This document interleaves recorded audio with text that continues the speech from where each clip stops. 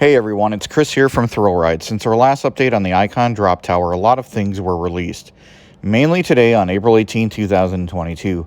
These reports were released to the public from the state of Florida and Quest Engineering and Failure Analysis Incorporated.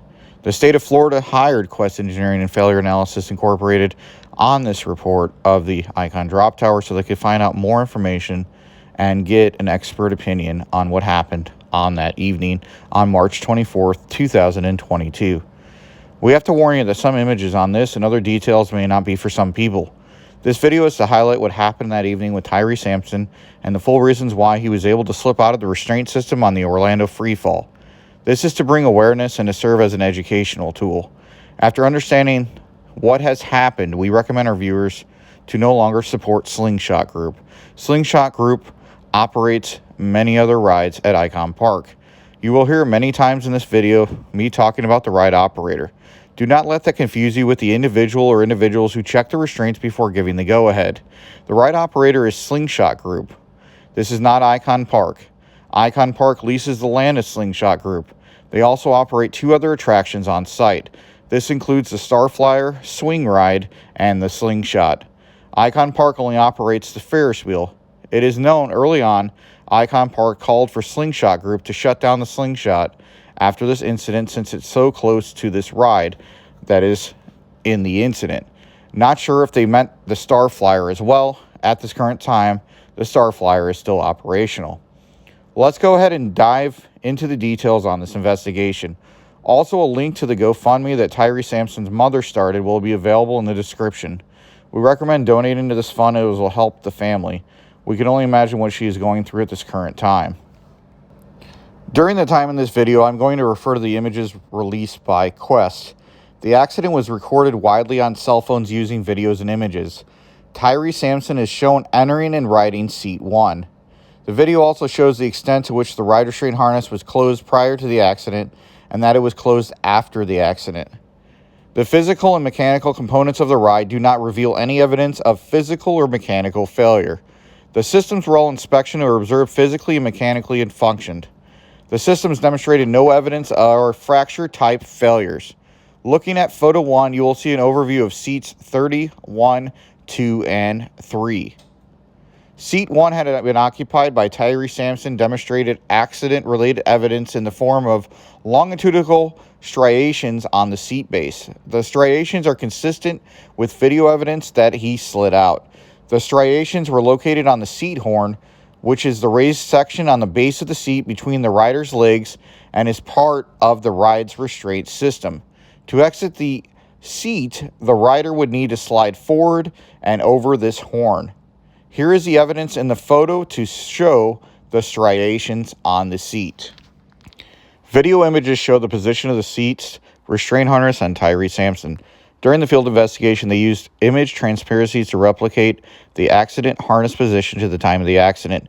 They measured the minimum gap between the harness and the seat horn, and this was referred into the report as the restraint opening.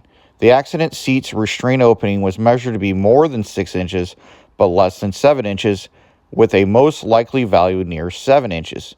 The photos here show the seat prior to the accident and an investigation comparative photograph with the opening at 7 inches. When the harness was lowered to an acceptable ride monitored height, 2 lights illuminated. One light on each side of the seat and another light for the particular seat also illuminated on the ride's main control panel. These are referred to as safety lights in the investigation. Until the safety lights illuminated, the ride would not function.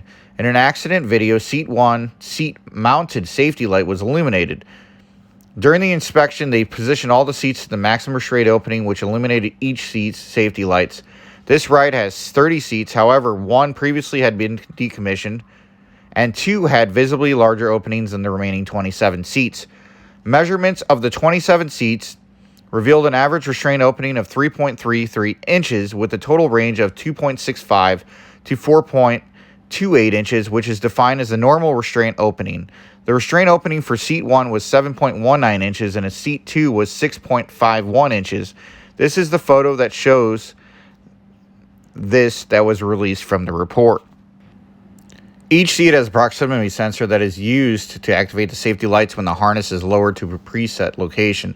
Each proximity sensor is secured to the harness with a slotted plate that is adjustable and positioned by 2 socket head cap screws. The adjustment of the proximity sensor locations has a direction effect on the restraint opening gap. Inspection of the plates for seats 1 and 2 revealed evidence that the adjustments were made to the proximity sensor locations after the sensors were initially secured in place. On seats 1 and 2, clear clamping marks from the screw tightening exist on the plate that record the initial securement location of the proximity sensors. Geometric calculations revealed that the initial proximity sensor securement location for seat 1 would have located the seat 1 harness to near 3 inches, or a more closed location with a sensor and restraint opening similar to the unadjusted 27 seats. These photos show this. The evidence of the adjustment after the initial sensor securement was unique to seats 1 and 2.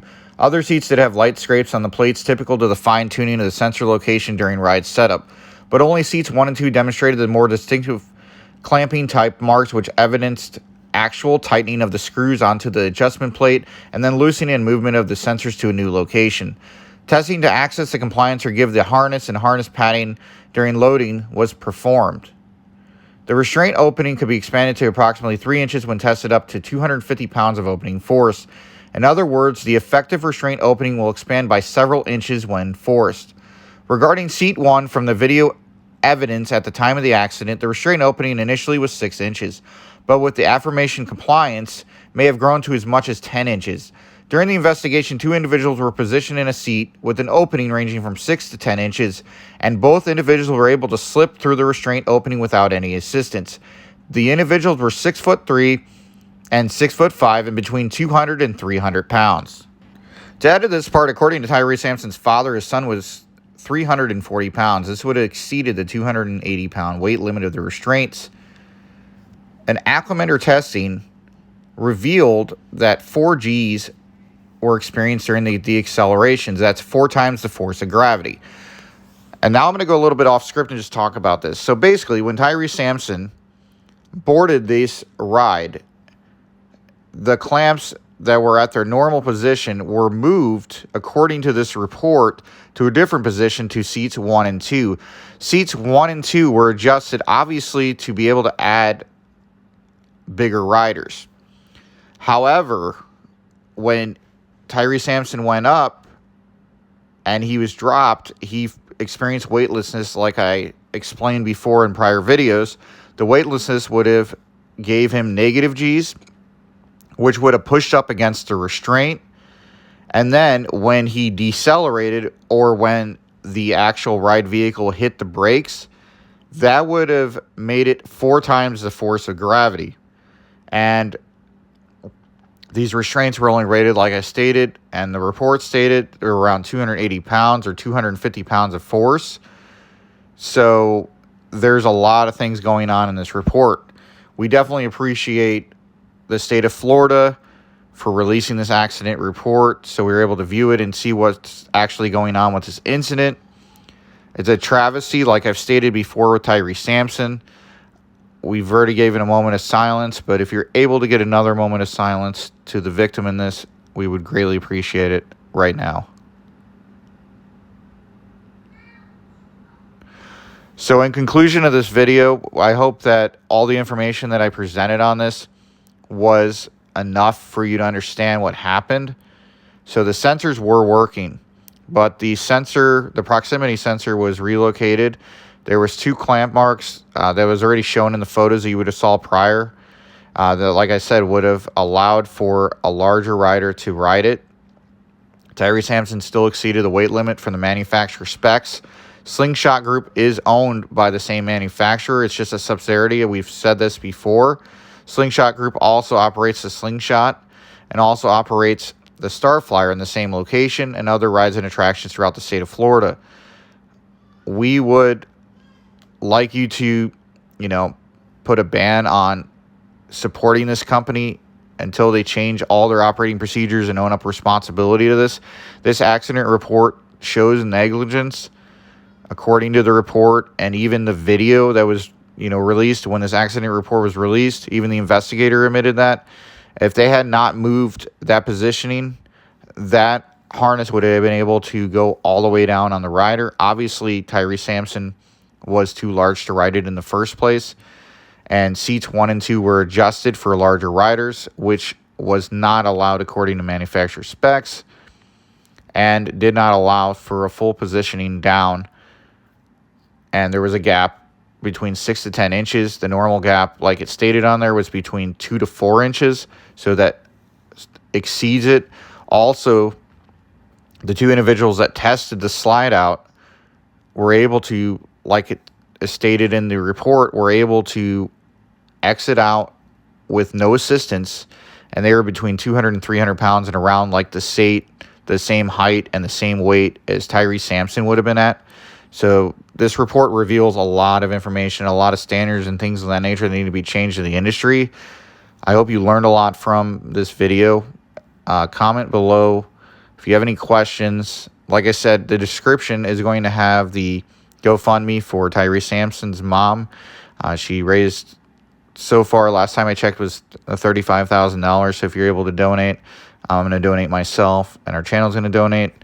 And we appreciate if you could do so as well. As more information is known about this, like further on in the investigation later on, we will go ahead and talk about it further. But I don't want to talk about it further at this time out of respect for the family. I just wanted to release this information because individuals were asking about this since the last video. So we definitely appreciate you watching this video. We hope that you learned a lot, like I said. Please be sure to subscribe and like for future videos that'll drop down on our channel. And thanks again for watching. Have a wonderful rest of your day. And please put the thoughts and prayers to Tyre Sampson's family during this incident and during the further process of this investigation.